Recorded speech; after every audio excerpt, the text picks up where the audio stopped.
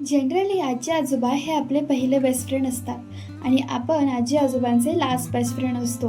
असं काहीसं ते स्पेशल नातं आपण नेहमीच जपतो.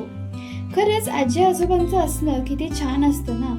ते आपल्याला त्यांच्या वेळेसच्या गमतीशीर गोष्टी सांगतात आणि आपण त्यांना आपले अनुभव शेअर करत असतो. आपण तर त्यांना फक्त टीव्ही फोन कसा ऑपरेट करायचं हे शिकवतो, मात्र ते आपल्याला शिकवतात लाईफ कशी ऑपरेट करायची.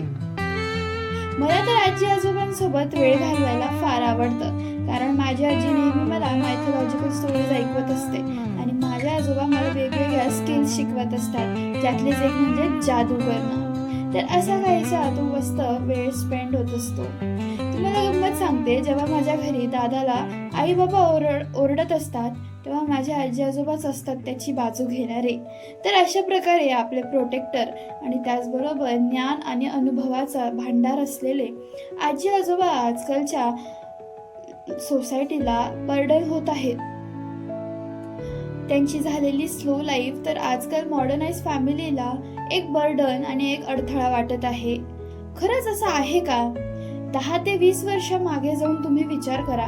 जेव्हा आपले आजी आजोबा वर्किंग असतात, तेव्हा आपणच त्यांच्या छताखाली जगतो आणि वाढतो. नातवंडांनीही विचार करा, जेव्हा आपले आजी आजोबा आपल्या सगळ्या इच्छा पूर्ण करायचे, तेव्हा आपल्याला ते किती हवेसे वाटायचे.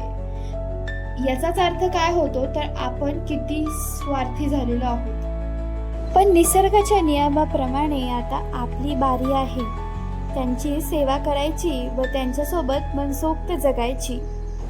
अशा ह्या सिनियर सिटिझन्सला खूप मोठं थँक्यू.